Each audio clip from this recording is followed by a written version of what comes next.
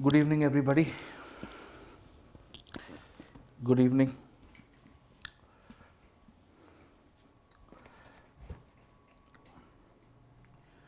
We had covered sedition in our class day before. We are now going to continue with the rest of it, finish it up, and I think we should be able to finish Article 21 as well. So let's start. We're now going to talk about hate speech.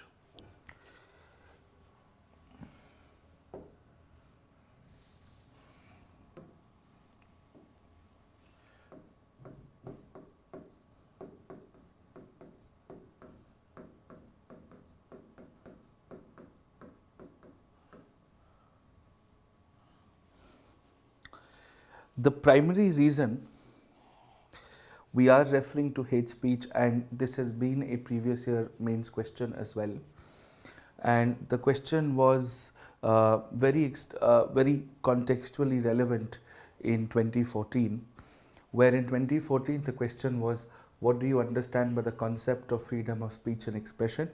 Does it also include hate speech? And of course, the third part to the question was, why are films treated any differently than any other form of expression? Hate speech is something which is often used as a speech which is given to people with a specific agenda of speaking against a specific set of people. These set of people could belong to a specific religion, could belong to a specific gender, an orientation, a community, or a caste, and that's okay. In the sense that there is the very specific nature of hate speech, and that's what is important, is the fact that the speech is delivered with the primary intention of maligning or saying something against a specific community. Now, here is the issue. This is not justified. There is no reason why hate speech should be okay. And hate speech is often used as a tool to polarize the crowds. It's often used as a tool, especially during the context of the elections, and is often used as a tool for divisive politics, vote banks, and so on and so forth. But as students of polity, as students of the civil services exam, we have to look at hate speech from a very, very specific set of views. The first is, what is the relationship between hate speech and sedition? Now, here is the thing. Sedition is essentially saying something against the state, is instigating people to do something against the state. Hate speech usually is against a set of people. So that's the fundamental difference. In rare cases, hate speech can also be against a set of people who are in the government, and indirectly, hate speech can also be seditious in nature. All hate speeches are not seditious in nature, whereas some hate speeches can be seditious in nature. Now, that's the first part. The second part is that the term hate speech, quote unquote, the term hate speech is not legally defined under any Indian law. I will run you through a few recommendations of the Law Commission, which have specifically suggested that we must amend our criminal laws and specifically insert provisions criminalizing hate speech. And this is something that you can also use as an example in a larger question on how we need to have more comprehensive laws. Like, for instance, we often do not see a specific question, or that we do not often see the word terrorism, which has been very specifically defined under any Indian law. The word terrorism is not defined under any specific law. And similarly, we often see that, is there an audio video problem, guys? Is there an audio video problem? No, it is okay, right? Fine. So in the same way, while when terrorism is not defined under any law, when hate speech is not defined under any law, it can be used in both ways. People can be charged with something like this without actually committing it. And two, people can get away with something like this even if they've committed it. That is why it is always beneficial and in a way necessary in countries which follow rule of law. Screen gone. Yeah, yeah. 1 second. Yes, yes, I can see that it is fluctuating. Yes. 1 second, please.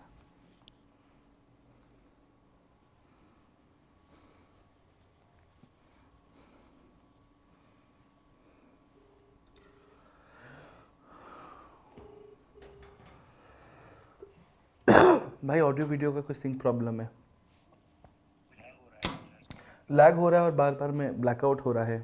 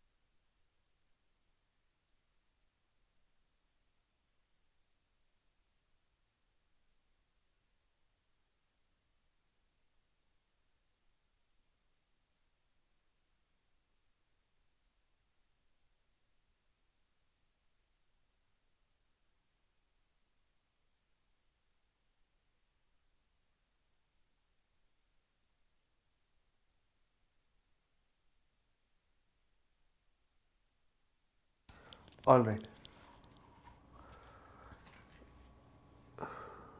Okay.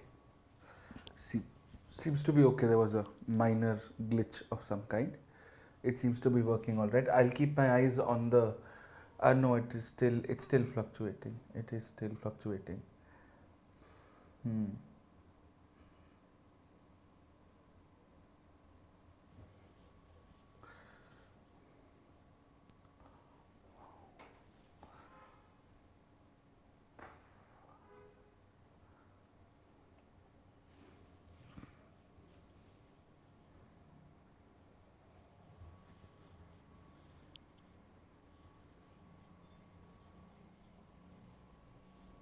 Hmm.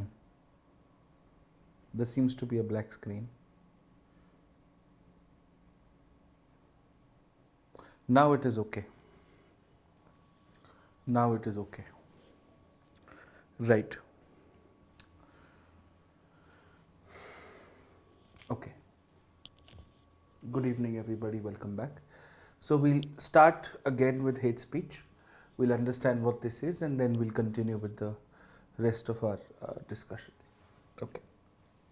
So, as I was mentioning before, that a hate speech, what is the basic understanding of it?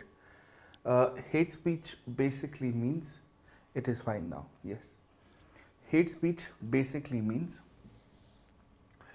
that it is nothing but a speech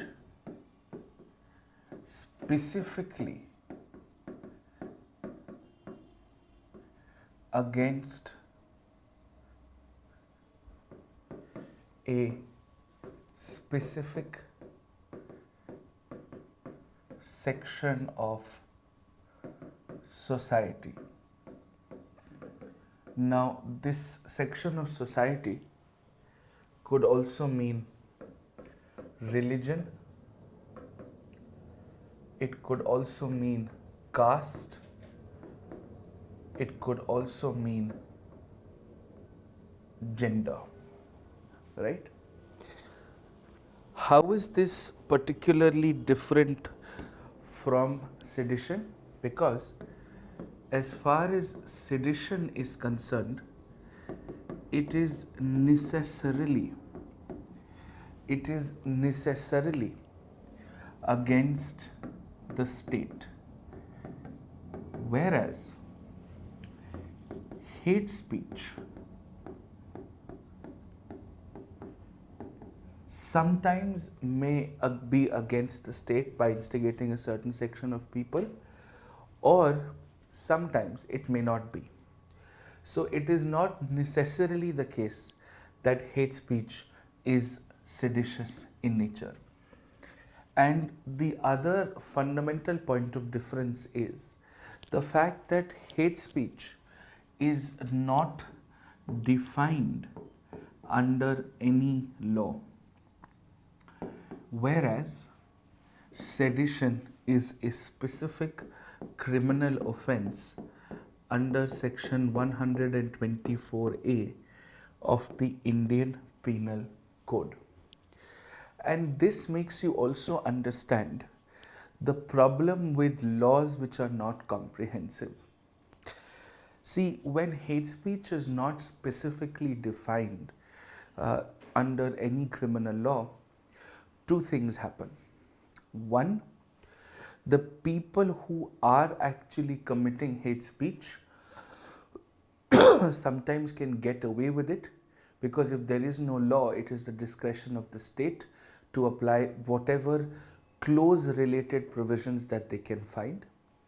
And for somebody who is not committing hate speech, sometimes there can be a bias against the person, and that bias against the person could therefore be used to the disadvantage of the person.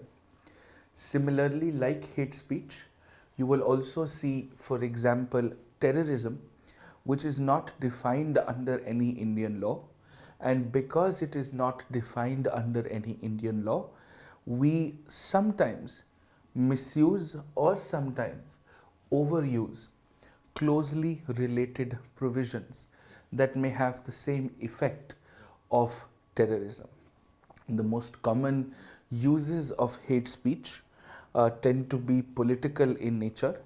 Often, when you are saying something against a specific section of society, it is often seen that such speeches have a political context, are divisive in nature, and are fueling what are called vote banks, and therefore a larger part of what are called vote bank politics in the ecosystem of electoral campaigning. This very recently was in the news because of an incident that happened in Haridwar. Now, a public interest litigation has been filed with respect to what happened in Haridwar by a journalist and a lawyer, but the journalist is called Qurban Ali. Is called Qurban Ali. So, Qurban Ali versus Union of India is the PIL, which is in 2022, right, has been filed in the Supreme Court with respect to the incidents that happened in Haridwar. Now, most recently, the Supreme Court has issued a notice in this matter.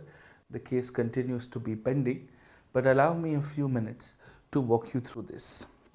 So, basically, there was a speech which was given at an event called the Dharm Sansad in Haridwar, and the speech that was given at the Dharm Sansad in Haridwar was very, very objectionable in nature, and also at the same time there was another speech which was given by the Hindu Vahini in Delhi.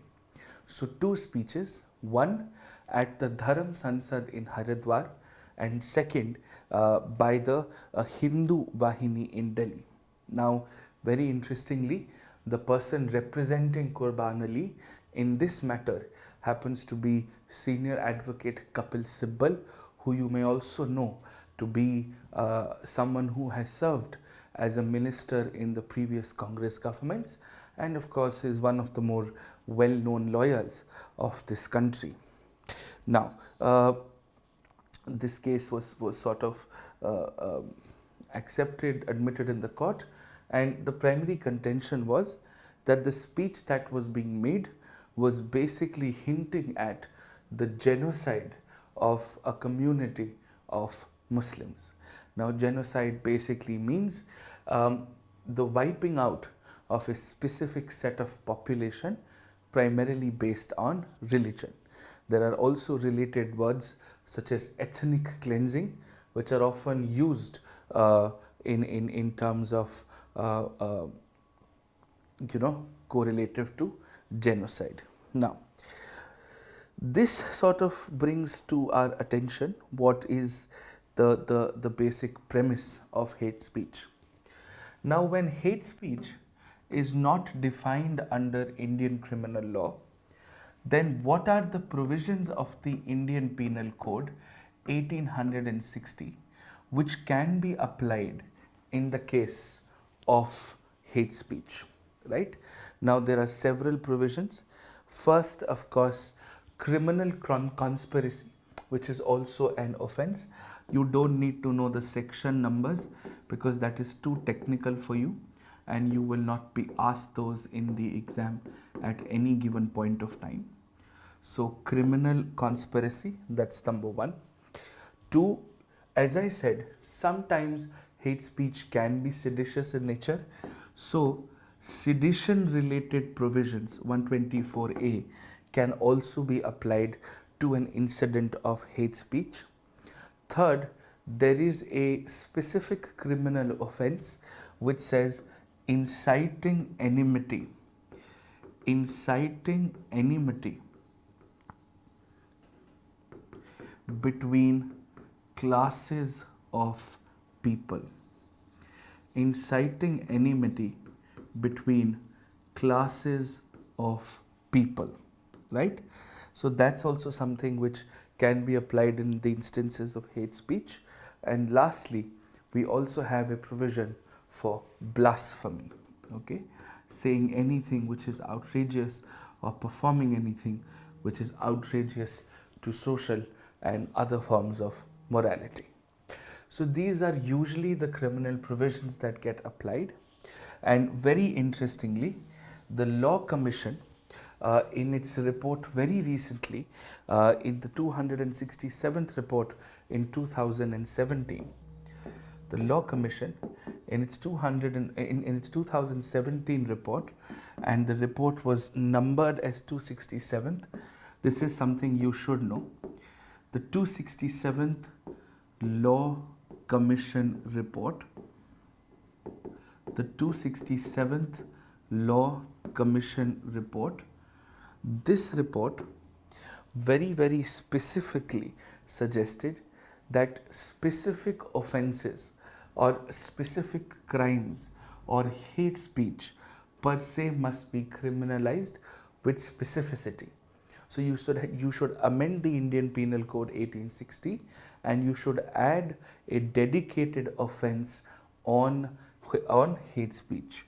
So there should be a dedicated offense in the Indian Penal Code 1860.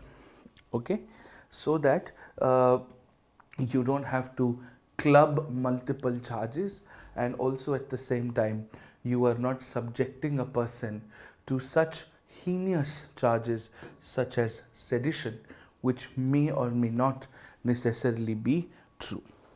And the Parliamentary Committee on Criminal Law Reform is also currently working on this suggestion. So there is a Parliamentary Standing Committee on Criminal Law Reform which is attached to the Ministry of Law and Justice. They are currently working on this, and they would submit a report on this probably by the end of this year. But again, that report is still going to be recommendatory in nature, and until you really pass a law, which will only happen with the initiative of the government, I don't see this happening anytime soon. Now I will take you to your notes for the mains exam, where you will find I have already given a very specific set of points as far as hate speech is concerned, right?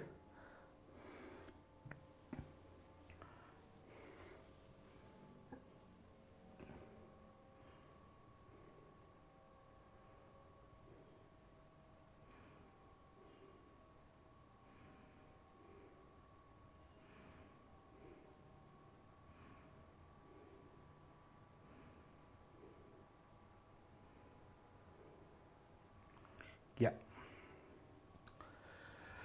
Now, at the outset, we must understand what is the relationship between hate speech and the right to freedom of speech and expression. Now, we had done the reasonable restrictions. So, decency, public morality, security of the state, relations between two countries.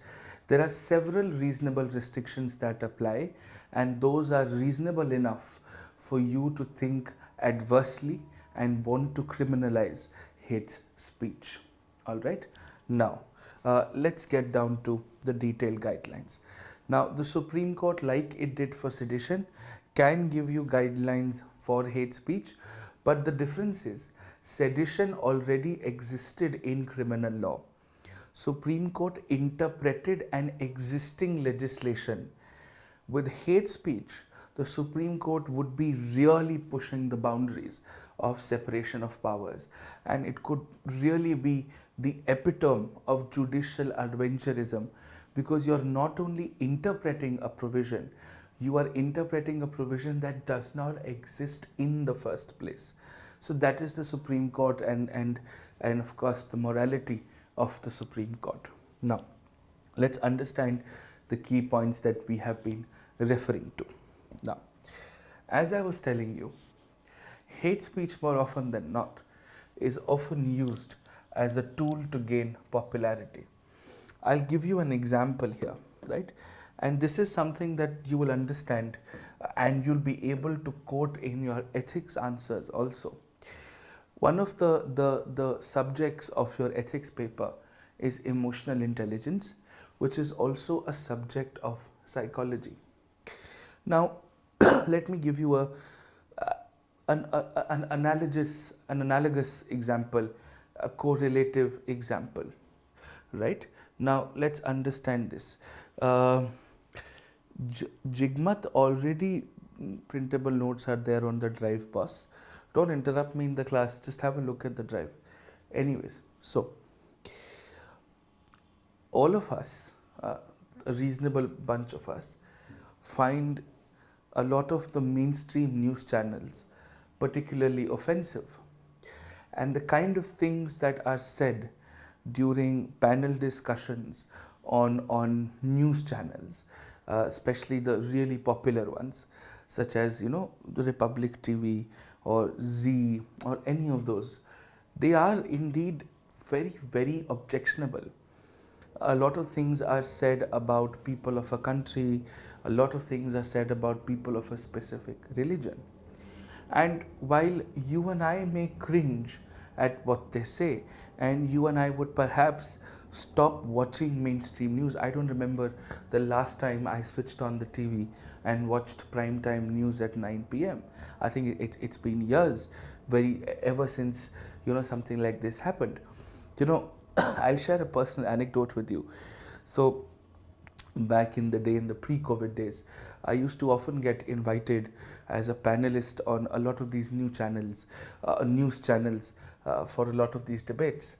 And I'm not going to name the channel, but I will tell you that the name of the channel is also why we celebrated yesterday as a national holiday. So I remember I'd gone to that channel for a news debate, and the editor of the channel told me that we have a clear political inclination. So you have to necessarily either support the political inclination or not. You can't have a middle ground. You can't you can't critically analyze. And I remember it's been that day, and I have never stepped foot in the studios of that channel. Of course, when other journalists and other news channels approach, I do often, I'm humbled enough to be invited. In fact, just this afternoon, I don't know if you've heard of a news channel called WION, WION. So we had a panel discussion today on agricultural policy and what are the expectations that we should have from this budget as far as agricultural sector is concerned. Was such a good debate. There were 3 people as panelists. There was somebody who owns a very good farming business in Tamil Nadu. There was the former finance secretary, and then of course, in a very limited capacity, for some reason they thought I was competent enough to comment on policy of the country. And it was such a good debate. It will, I think, air tomorrow at 7:30. I will let you guys know through the Telegram channel once I'm confirmed that this is the case. But that's not the point. The point here is, why does most of India still watch these mainstream news channels, right? Let's understand this. Why does most of India watch these channels? Because for some reason, this gets the most eyeballs. And there's a psychological connotation to this. There is a German word called Schadenfreude, right? There is a German word called Schadenfreude. Now, what does Schadenfreude mean? It means that it gives a human being a lot of pleasure to see another human being in pain. So, for example, when you see a rich guy driving a rich car and running over somebody on the road, you don't know the facts of the case. You don't know whether it was the rich guy's fault or not. But somewhere deep down under, all of us want that rich guy to go to jail. We want that rich guy to be hanged unto death. And the reason behind this is because there is an aspirational deficit, and it gives us a lot of happiness, right? It gives us a lot of happiness to see something like this in the larger ecosystem, and that's something we must understand. Similarly, the fastest way to gain popularity is to speak ill of somebody else. the fastest way to, to have the masses listen to you is to speak as badly as you can of somebody else. Now, it's good or bad is debatable, because that's a route to popularity. But the point is, hate speech emanates from a basic psychological condition that all of us as a human race understand and are probably infested by. Now, what it basically does is it creates sort of divisions within society. And I gave you some of the grounds. There could be religion, ethnicity, culture, race, gender, orientation, disability, language, occupation, ideology, appearances, etc. Now, it is the very opposite, it is the very antithesis of the fundamental right to freedom of speech and expression, and that is largely because what you're trying to do here is, by being able to speak and express yourself in the way that you want to, you actually want to liberate society. What you're doing with hate speech is the very opposite of liberation. You are further creating divisions, suppressions, and dominations. And that's where the problem lies. And mostly, if you see, hate speech often relies on what are stereotypes. Now, sometimes stereotypes may or may not be true, and I'm not getting into the discussions on stereotypes.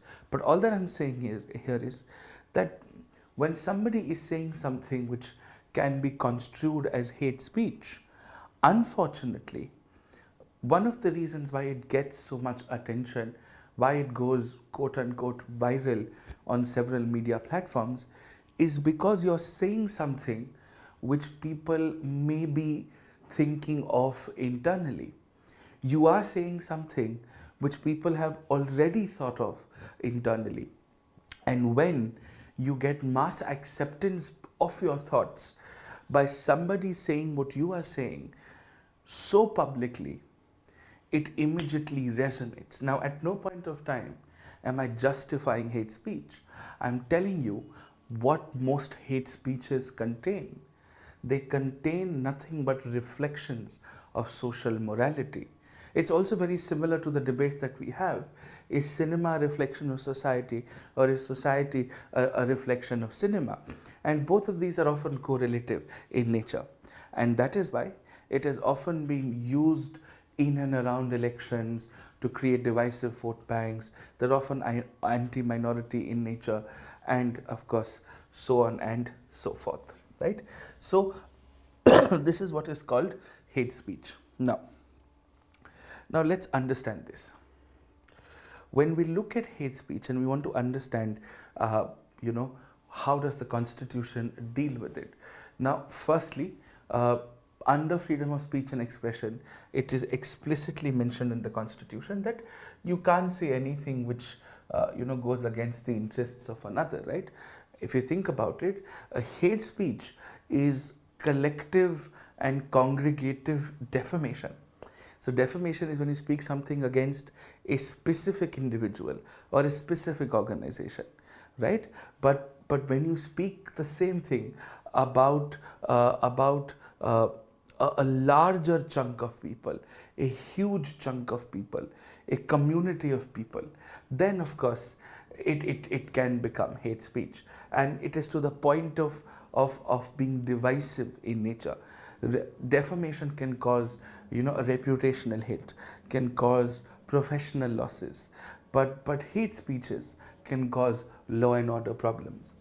Now, the closest affirmative action that the Constitution talks about as far as hate speech is concerned is Article 51A Clause H. Now, Article 51A Clause H says something very, very specific and something very clear. It says the citizens must develop scientific temper, humanism, the spirit of inquiry, and reform. Now, scientific temper, humanism, the spirit of inquiry, and reform. All of these four words are essentially to create intellectualism. so that you can differentiate the right versus the wrong, so that you have a moral sensibility to say, I'm going to say this, but I'm not going to say this. And that is how you could really combat hate speech. A specific judgment specifically on hate speech is the Deshmukh versus Nana Sahib judgment. Basically, what had happened was that this was around the time of a local election in one of the states, and somebody had posted a poster which said, you know, vote for me so that we can teach the Muslims a lesson. Now, the Supreme Court very clearly said that the poster cannot be justified. It is not allowed, it is not acceptable, and ordered for the removal of those posters because you are creating communal feelings and also promoting disharmony. And therefore, it went against the very principles of secularism. Right? Now, hate speech by definition is also very subjective. Now, for example, if somebody is giving a speech on let us say Hindutva, and let us say somebody else is giving a speech on Sharia law. Now, Hindutva and Sharia law under no circumstances are on the same platform. They're two very different things altogether. But it is how you are comparing the two.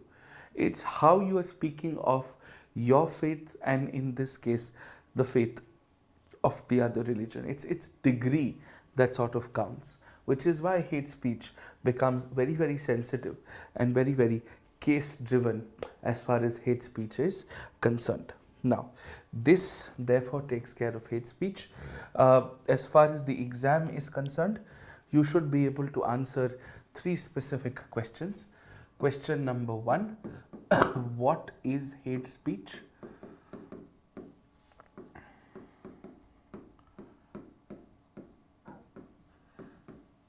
Question 2, what is the legal status of hate speech?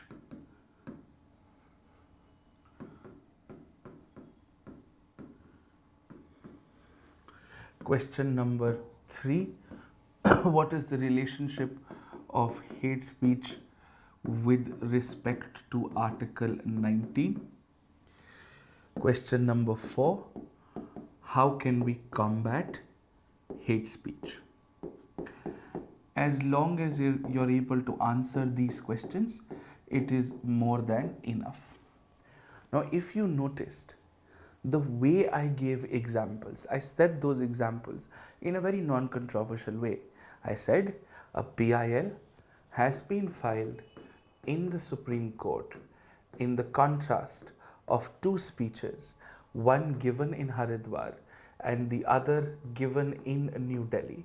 At Haridwar, it was at the Dharam Sansad, and in New Delhi, it was by the Hindu Vahini. And that is it.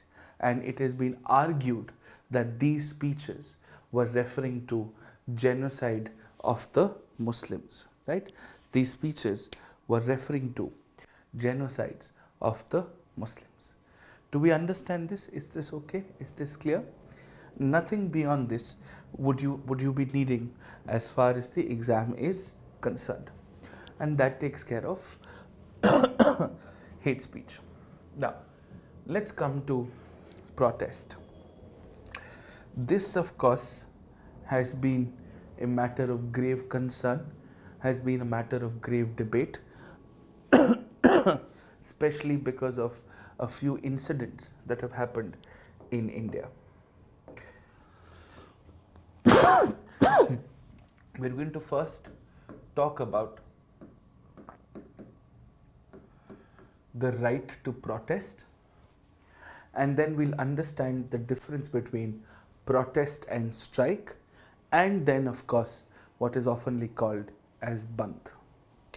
Now, first things first, protest simply means a reasonable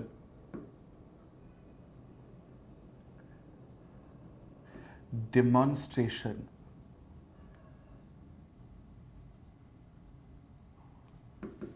of dissent. A reasonable demonstration of dissent. That's the simplest explanation. Now, this demonstration can take multiple forms, and how reasonable are those forms are, of course, a matter of understanding. Like, for example, is blocking a main area, a main public area, as it were to happen in the Shaheen Bagh protests, which were in the context of the Citizenship Amendment Act of 2019, and how reasonable and justified were the protests with respect to the farm laws, where you basically had something called highway blockades, right?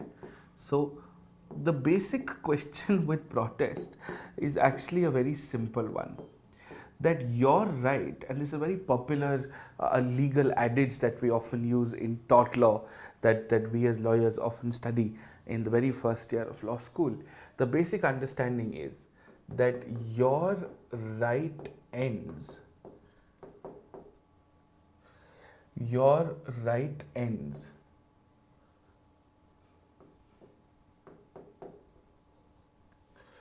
where my nose begins. Your right ends where my nose begins. You have the right to do whatever you want to, just don't infringe on my right. And that's the basic principle that we want to understand as far as the right to protest is concerned, which is exactly what happened with the Shaheen Bagh and more recently the farm law protests. Now let's understand this. I'll run you through some histories of both the things. So when you block an extremely busy junction in a city, you are affecting the fundamental rights of a lot of other people. When you are blocking entry points to the very capital of India, you are affecting negatively the fundamental rights of a lot of other fellow citizens. So how reasonable is your demonstration is in fact a matter of debate. But do you have an implied right to protest? Yes, you do. You have the right to protest under Article 19 as a combination of three rights. 19(1)(a), freedom of speech and expression, 19(1)(b), which talks about peaceful assembly without arms, and 19(1)(c), to form associations, unions, or cooperative societies. So a collective of these three rights, 19(1)(a), 19(1)(b), and 19(1)(c), collectively are able to give you what is called the right to protest. Okay. Now, when we look at the right to strike, when we look at the right to strike, and this is where things become slightly more complex. The primary difference between a protest and a strike is the fact that while protest is a reasonable demonstration of dissent, the right to strike, however, is discontinuation of services until resolution or certainty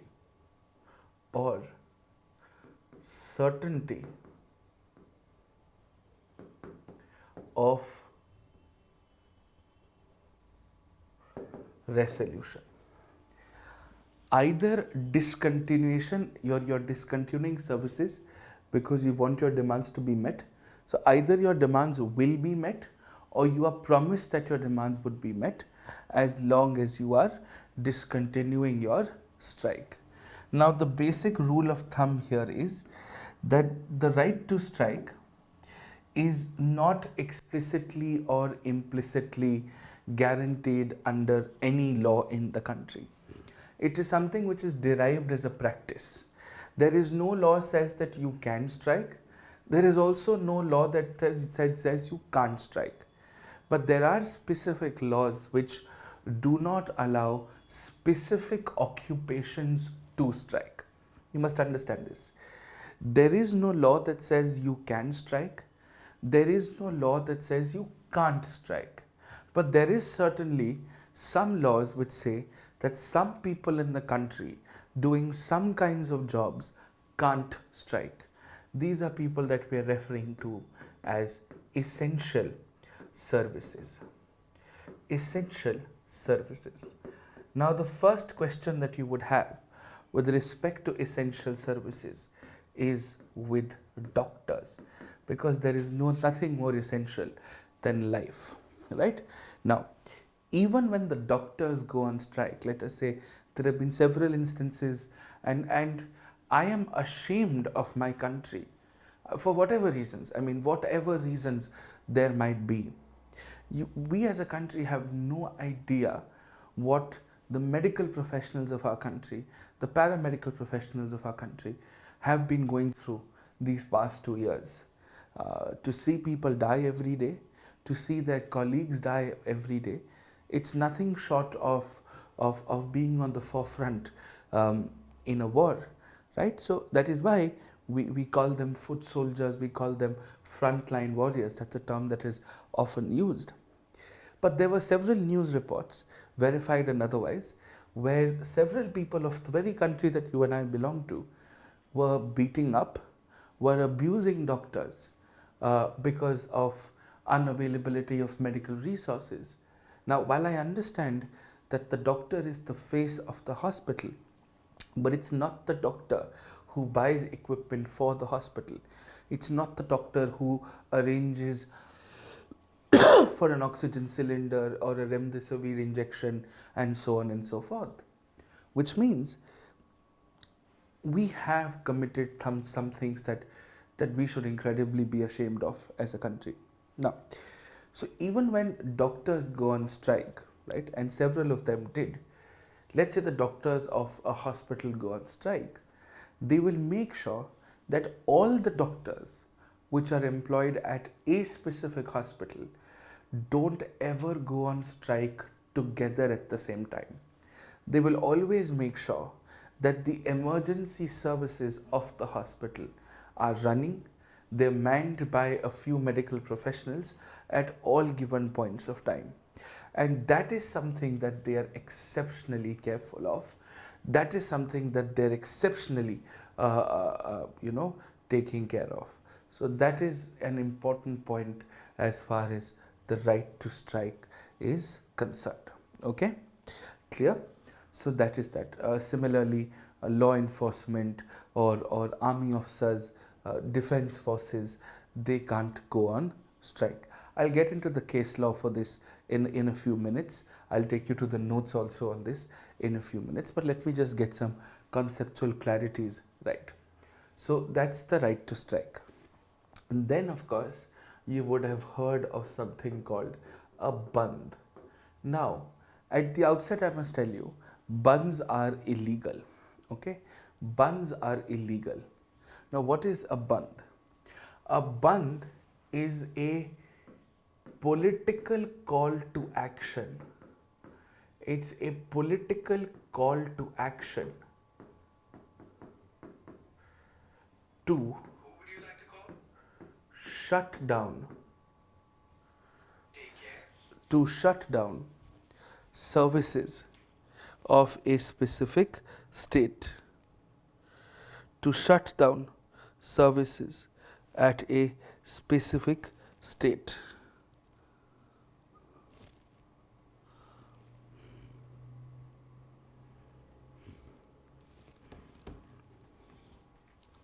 To shut down services in a specific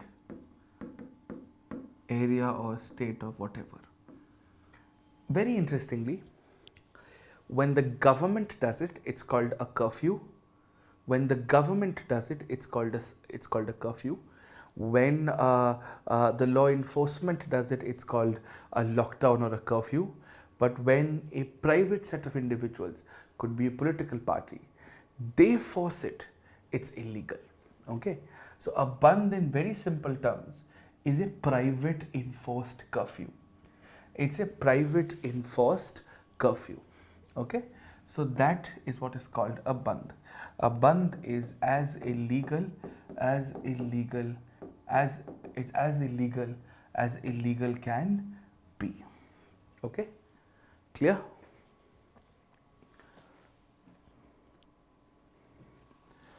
Okay.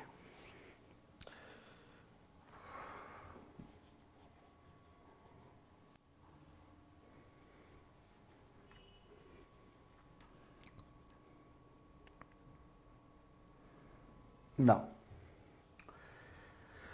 okay, good.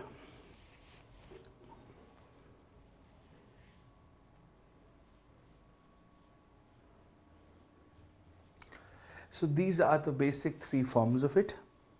Now let us quickly look at our notes for the same and figure out exactly what it is that we are referring to.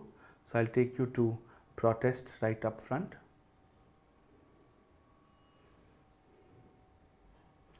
Right. The right to protest.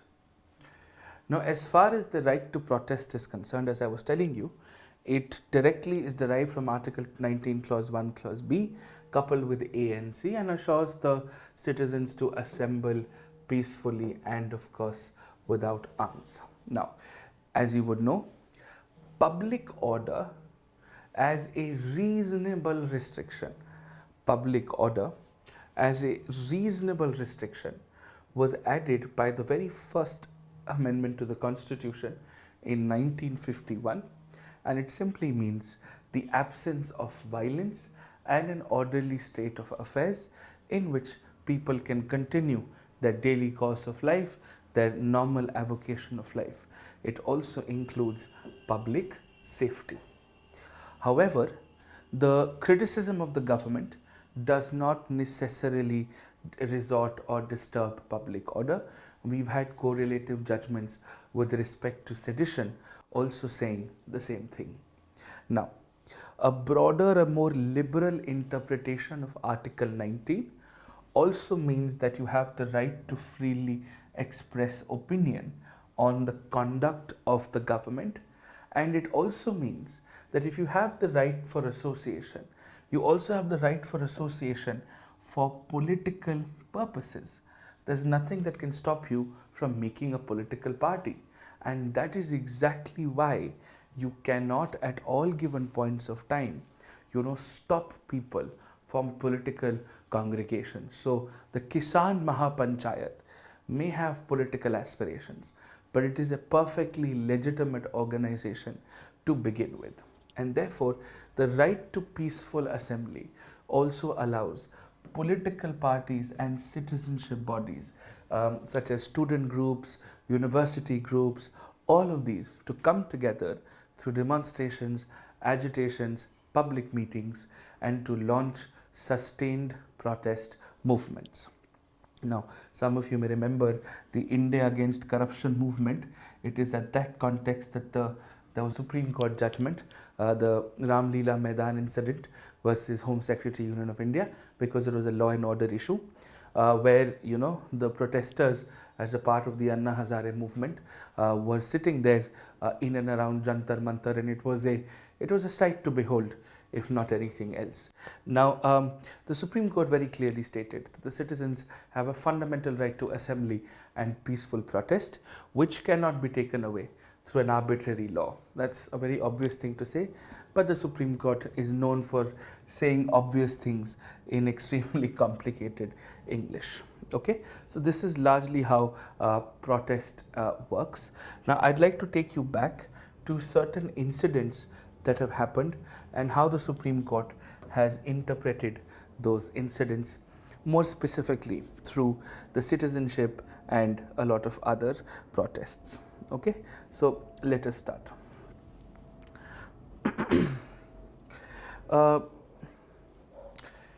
Now that, of course, the farm laws are repealed, I understand that, but there was a lot that has happened.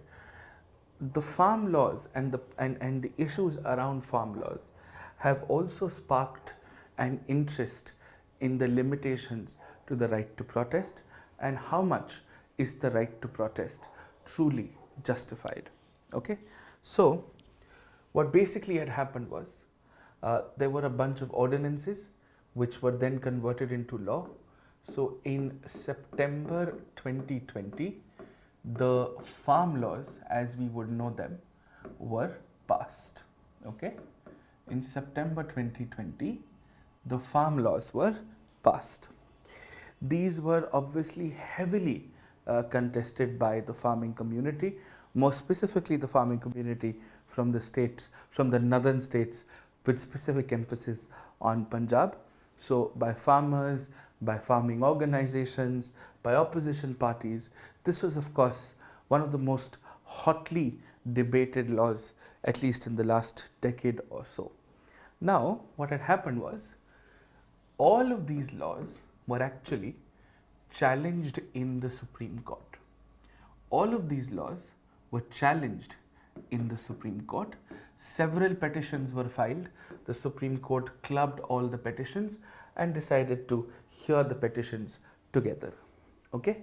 Now, what basically had happened was that as a result of this, the Supreme Court said, until we decide on the outcome of the protest, the Supreme Court actually stayed the implementation, which means said that until we've decided this, the government will not implement these farm laws. Stayed the implementation of farm laws. Okay, stayed the implementation of farm laws. Right? This is fine. Good. Now, no, Devendra, it is not. Let me come to ordinances later and you'll understand what they are. Now,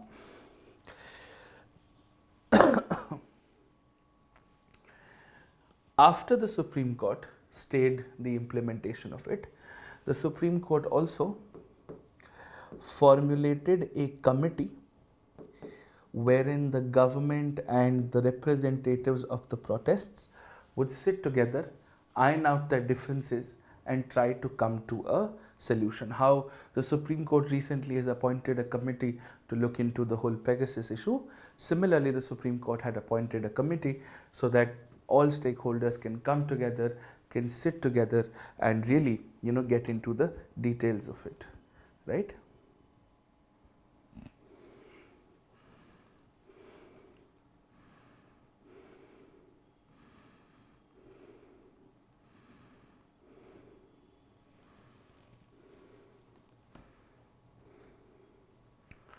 All right.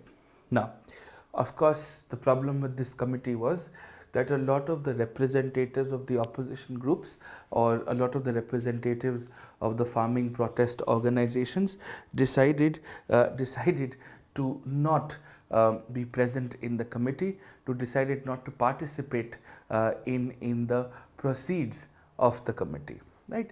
So that's essentially how it went.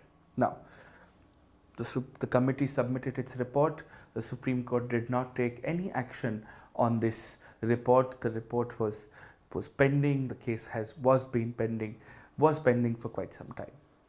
Now, in July 2021, right? In July 2021, an organization called the Kisan Mahapanchayat, right, filed a petition to the Supreme Court seeking permission from the Supreme Court that we want to protest at Jantar Mantar. So the Kisan Mahapanchayat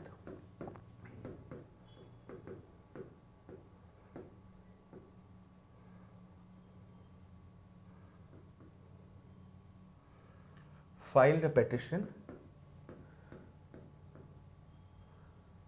seeking permission to protest at Jantar Mantar. Now, the Supreme Court was visibly annoyed with this petition. The Supreme Court said, hold on. You want to protest because you don't want the law to come into force. That's exactly what we've done already. Your protest is not going to change the outcome of our case. So, what is the basic reason behind this, right?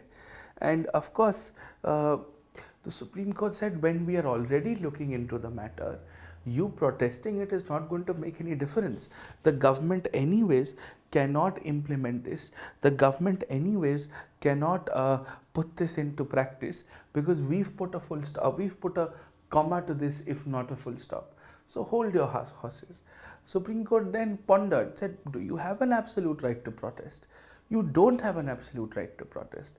No right or no fundamental right can ever be absolute in nature, right? So this is, of course, the case. Now, similarly, in 2020, this is in the extension of the CAA protests, right, which of course blocked Shaheen Bagh. Several residents of Delhi had filed a petition because travel was a problem, movement was a problem, safety seemed to be an issue. So the Supreme Court in this case, the judgment was called Amit Sahni versus Commissioner of Police. Amit Sahni versus Commissioner of Police. This is of course Delhi. So Amit Sahni versus the Delhi Commissioner of Police said that, boss, you have the right to protest, but you don't have the right to indefinitely occupy a public place. You don't have the right to indefinitely occupy a public place. This was a very important judgment which sort of put the record straight as far as the right to protest was concerned, right? This is more than enough. Anything beyond this will not be needed in the exam. You have some contemporary context, you have a brand new piping hot judgment, you have the law on protest, its relationship with Article 21, and you're done. So the same questions that apply here, you just have to change the word hate speech with protest. What is hate speech? What is protest? What is the legal status of it? What is its reference to Article 19? And how do we, instead of the word combat, regulate protest? That's it. And I've given you the answers to all of the 4 questions. Okay? Right? Yes. Most things are illegal. People do it because there is a lack of enforcement of the law. The law and the enforcement of the law are 2 very different things, right? No, farm laws are not relevant at all for 2022. Now they've been repealed, so it doesn't really matter anymore. Okay?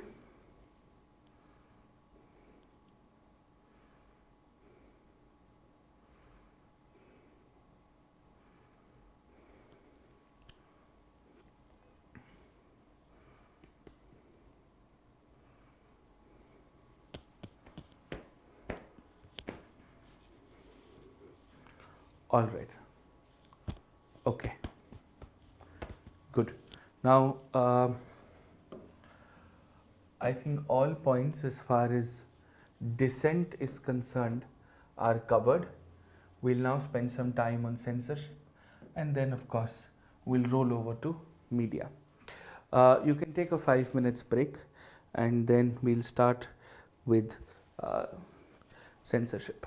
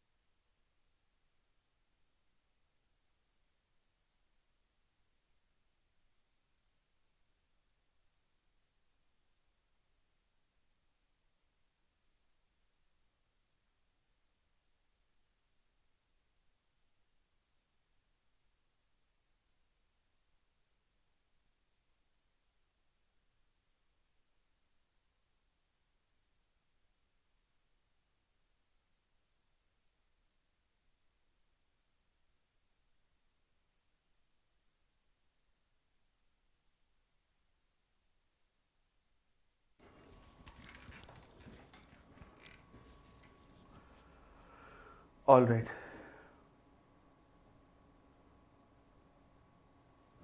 I'm going to come to that later, Mohit. Just hold on. Okay.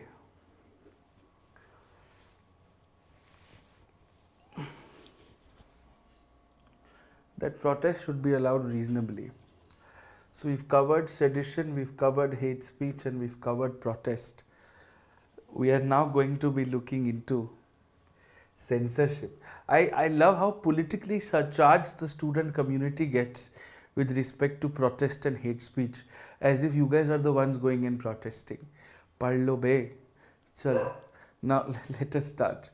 Now let's look at censorship and of course understand it from a larger context. All right. Okay. Now we are going to be looking at censorship. And when we look at censorship, we've got to look at censorship from two specific perspectives. One, of course, is with respect to films or cinema, as the people with fancy education like to call it. And second is OTT platforms, the ones that have really become extremely popular in India. Now, the first discussion that we must have is what is so special about films. Now, you must understand a lot of this is in context to the pre-pandemic, right? But a lot of it still holds true. This is also an ethical issue as much as this is a legal issue. And if I ask you a question, which is cinema a reflection of society, or is society a reflection of cinema? There are substantial arguments that can be made on both sides. Now, for example, when we say that the primary problem with our movies is that it shows violence and it shows vulgarity and it objectifies women. Now, under no circumstances is that justified, but it is also a reflection of our society. Our society does objectify women. Our society does breed on violence. Our society does have an affinity for vulgarity. So there is a correlation between the two, and of course there are arguments to be made. Now, is it the responsibility of the filmmakers to take a moral stand and to say that we are not going to show this reflection of the people to the people? Or is it for the people to say that we're not going to watch things like these? It's because they will perpetuate or accentuate the belief systems that sort of exist in the society that we're talking about, right? Now, with respect to this, let's understand the difference.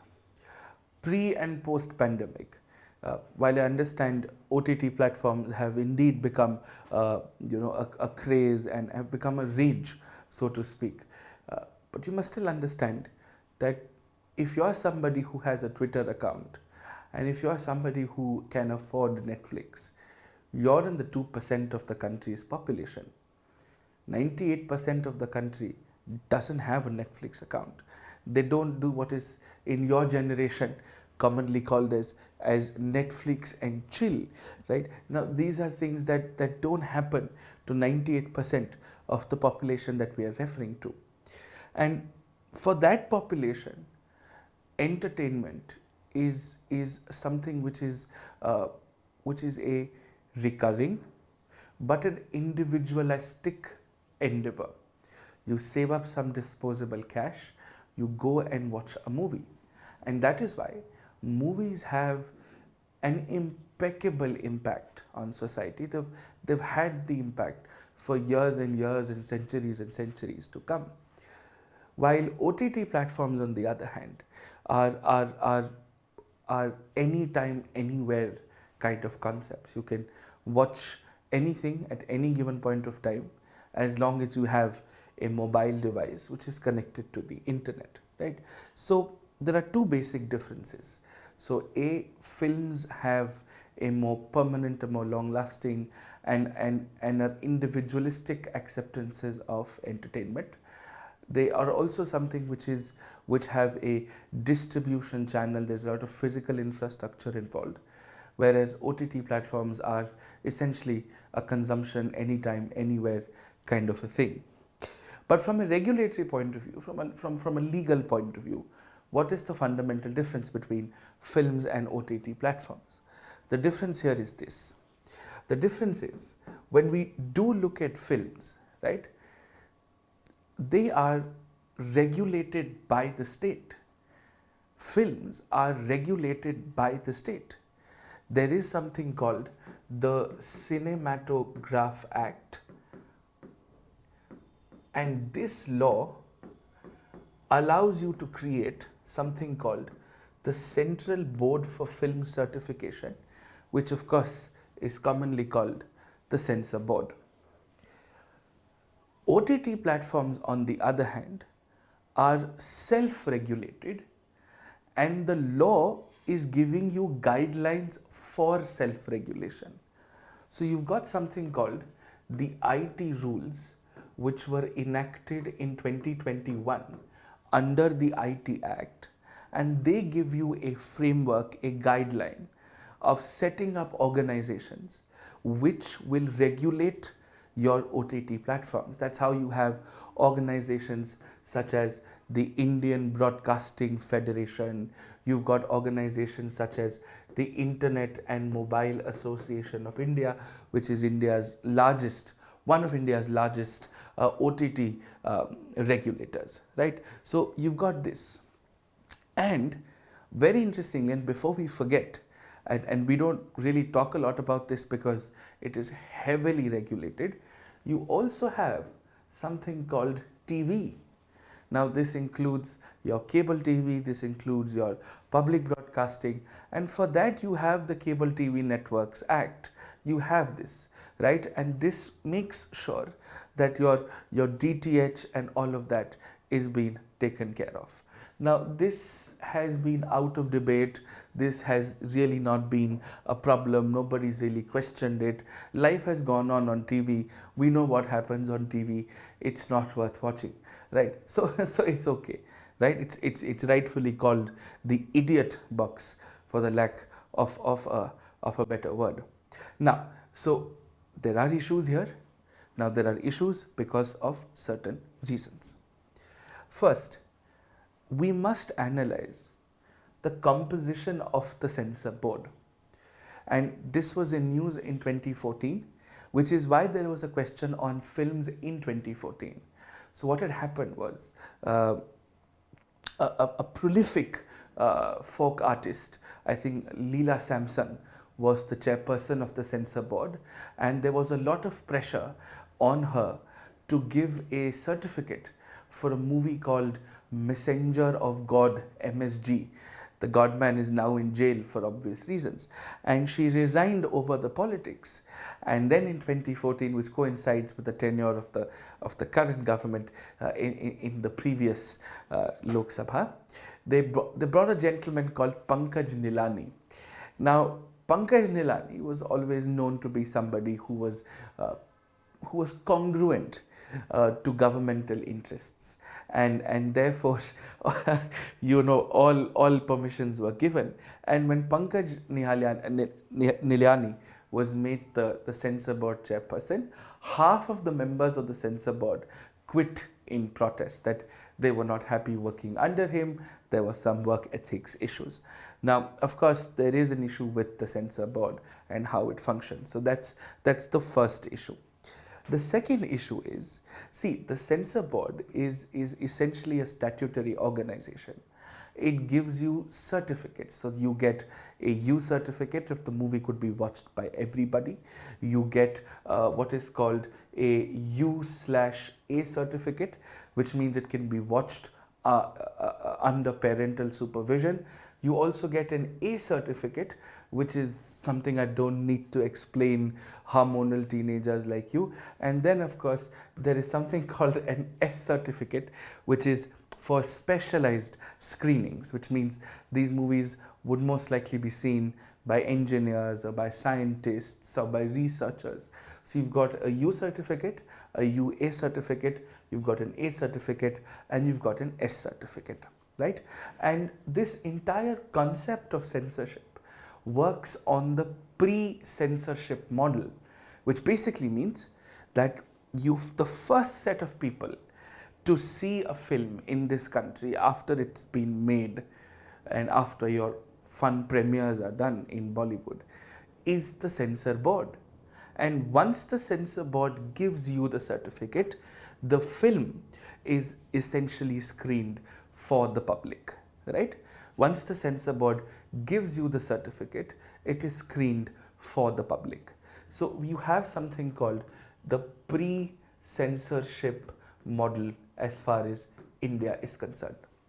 Now, of course, the decision on whether a film should be allowed to be released or not, which means they can also decide to not give you a certificate at all, right? Now, the decision on whether the film should be allowed to release or not is in fact a judicial decision. It's a quasi-judicial decision. You're questioning the law, you're questioning the fact, and you're coming to a conclusion. Now, and at the end of the day, this is a body of people completely comprised of government appointments. So, of course, by the very constitution of the censor board, there will always be an affinity to the government in power.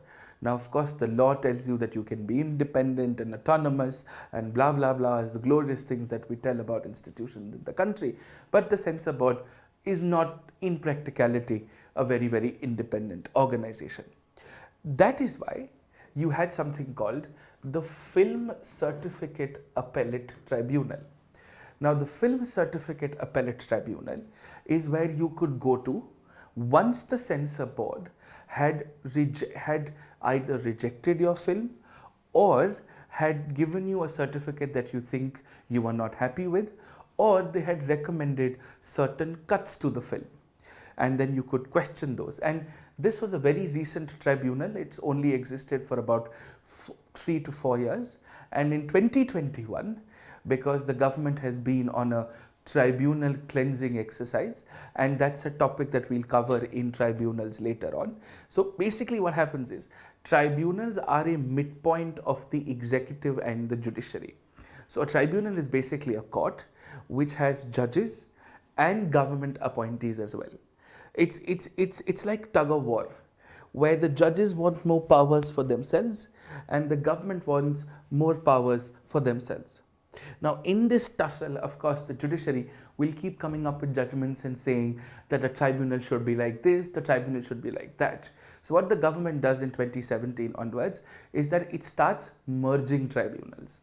Like, for example, we don't have the company law tribunal anymore. It's been merged with what is called the competition tribunal, right? Now, similarly, what it did in 2021 was it shut down the Film Certificate Appellate Tribunal. There is no Film Certificate Tribunal anymore. The censor board is the be-all and the end-all, the be-all and the end-all of film censorship. And not only this, they've amended the Censorship Act in such a way where the government, the Ministry of Information and Broadcasting and the government now has what is called a revisionary power, which means if anybody and any random body sends a complaint to the government and the complaint is that so and so film, we saw the film and the film is objectionable and you should recall the film. So now what you're doing is you're moving from not just pre-censorship to pre and post-release censorship. And as a result of which, there are several consequences. Consequence number one, this is going to be a huge financial cost to the makers of the film, because a several ton of money has been spent on marketing, on distribution, on the production of the film, several ton of money. And this could be politically motivated. So that is why film censorship in India today is such a complex issue. One, the autonomy and the independence and the integrity of the censor board. 2, the abolition of the tribunal. And 3, the additional powers that have been granted to the government to recall a film, and the government can essentially direct the censor board to recall the film.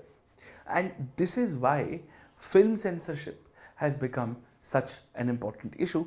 Of course, we don't talk enough about it for obvious reasons, but these are very, very specific issues, right? So this is with respect to films, and of course I've given the same in the notes to you as well. Now, as far as OTT platforms is concerned, if I have to sort of walk you through the journey of OTT platforms, you could largely divide this into 3 phases. Phase 1 of the journey is where the OTT platforms are entering the Indian market. And very recently there was I think there was a PwC, a Price House Watercoopers, sorry, a PwC report, and I think an E&Y, an Ernst & Young report, that said that the Indian OTT market by 2024 is going to be the 6th largest market in the world. That's also largely because of how the population is and how demographically advantaged we are. Now, so the entry phase of OTT platforms is where everybody's playing the nice kid, nobody's violating any objectionable content norms. You're showing people classics and you're showing people movies that people have missed. You're essentially garnering the faith of the people, showing them good non-objectionable content, and also at the same time just getting people to use your service.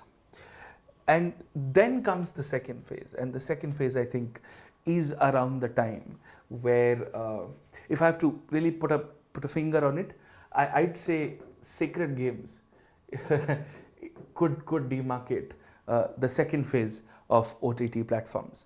And with sacred games you would understand that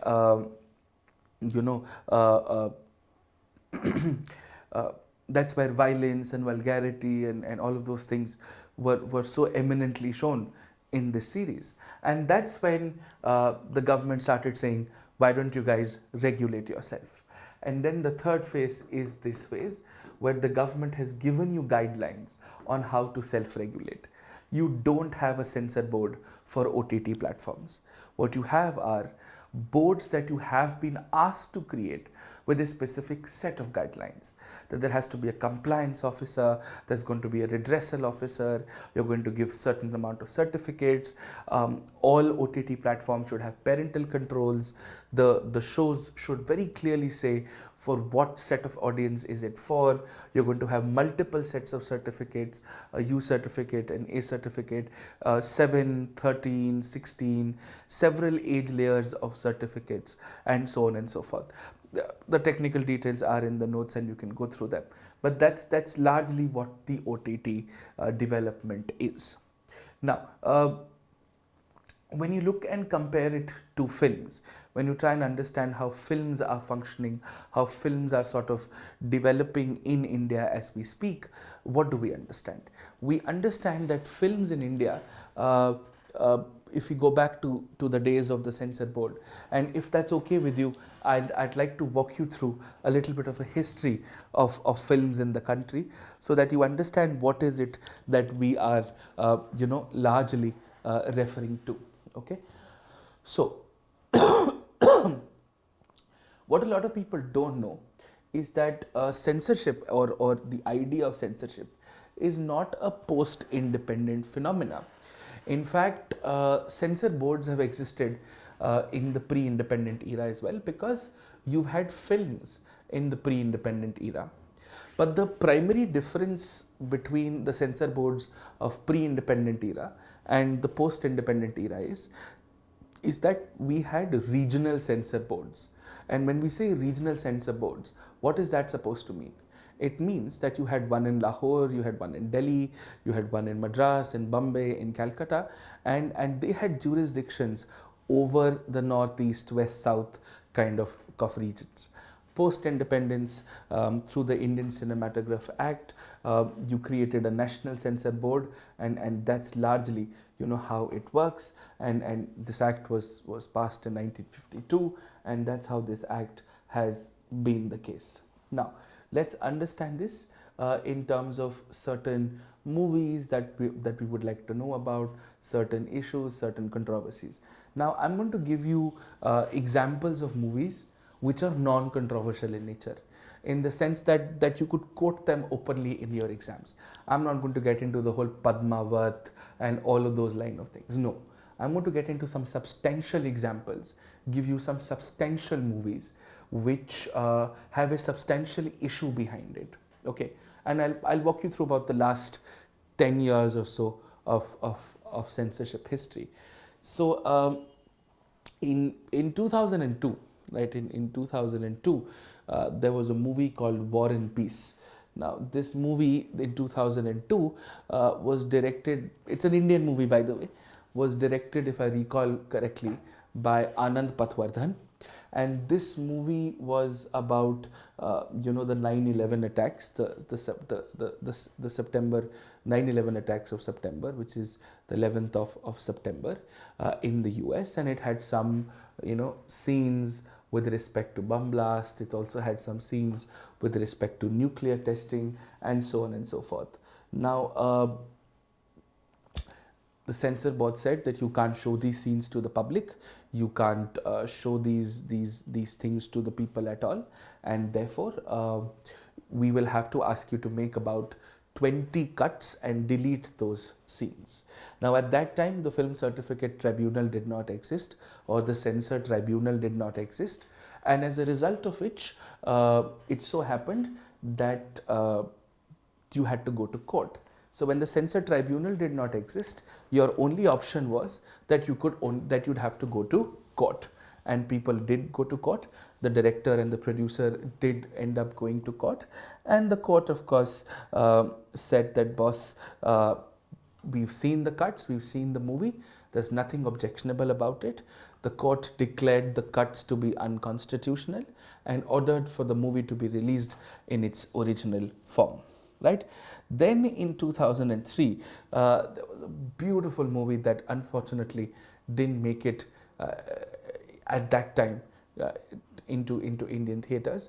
The movie was called Gulabi Aina. You can use this in social issues as well, on gender issues as well. So the movie Gulabi Aina was essentially on the state of affairs and the conditions of the transgender and the transsexual community in India.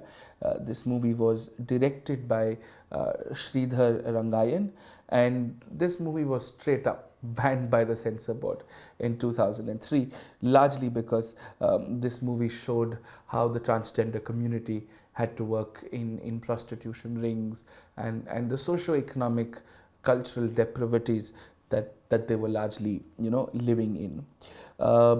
This movie, even till today, has not been officially released in India, but this movie was showcased at massive international film festivals all across the world, won a lot of awards, won a lot of critique, and of course, because it was banned, it was all the more appreciated at international film festivals, and therefore the movie still didn't make it to India. I hope you're taking a note of a few of these things, right? Then in, I think, 2004, this was a very controversial movie. This movie was called The Final Solution. This movie was actually more of a documentary, and this was with respect to communal violence between Hindus and Muslims. And this movie had shown the Gujarat riots of 2002 with a lot of insight, with a lot of depth and depravity. Now, this movie had shown how the 2002 riots in Gujarat had led to the death of almost about 1,000+ people, and the movie, of course, was banned. But a lot of people protested. There was a massive, resistance by civic society. People wanted the movie to be seen, and then, of course, the ban was lifted and the movie was allowed to be released. Uh, in 2011, there's a book also. I think it's a fantastic book called A Girl with a Dragon Tattoo. Now that movie had some sexually explicit scenes and certain rape scenes for which the censor board had asked for some cuts to that movie. The director and the producers of the movie said, "Boss, nothing doing.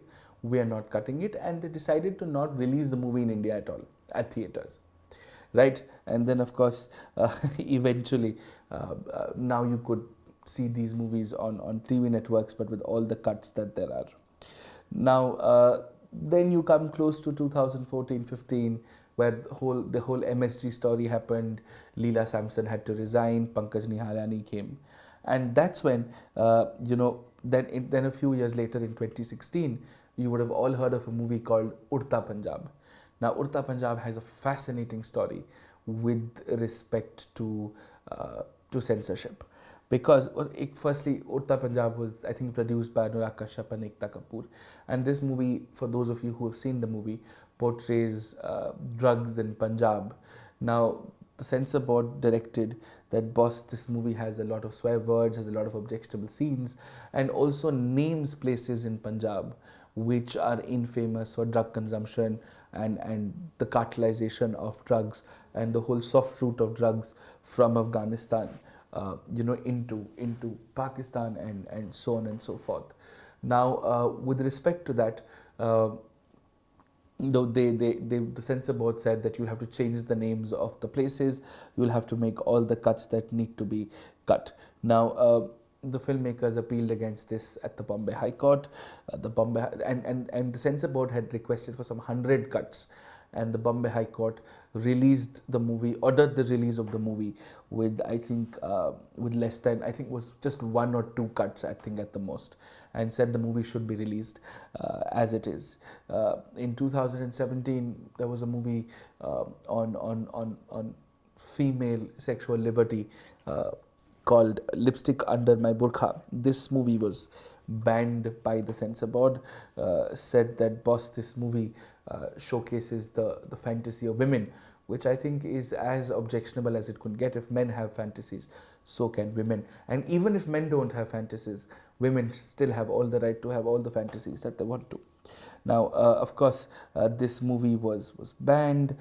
This movie was not allowed to release, but this movie was released internationally, won several awards, and eventually became eligible for entry to the Emmy Awards, so to the Golden Globe Awards, and then the censor board released the movie with, of course, a certain number of cuts. With respect to the Delhi gang rape, there was a BBC documentary which had interviewed the lawyers and the very people who had convicted the gang rape, and it was a very, very disturbing documentary, but it was a very good documentary, because when somebody tells you why they did something like that, and when a lawyer tells you why it is okay to defend somebody who did something like that, I think it's a very, very brave move to make. And this is largely the context of censorship. So this is it. I don't think you need anything else. I will quickly show you the notes as far as censorship is concerned, so that you're able to understand what it is that we are referring to. I've already covered most of these discussions, but just in case, I will still show you censorship. Yeah, so I've given you some pointers. You can go through them. They're essentially the same thing, and go through it, and these points are self-explanatory. I've explained them in detail in the class itself. This is just for you to memorize it. In the mains, they might ask you, do the recent amendments to the Cinematographer Act affect the freedom of speech and expression? This is the only extent to which they can ask you. You will not get a dedicated question on censorship. You may get an essay on censorship, right? So this is that. And then, of course, the IT rules. And within IT rules, there are 2 things. One of them, of course, is I'm going to cover the privacy and IT rules part in Article 21. IT rules affect 2 things. One, of course, is 2019, and of course is 21.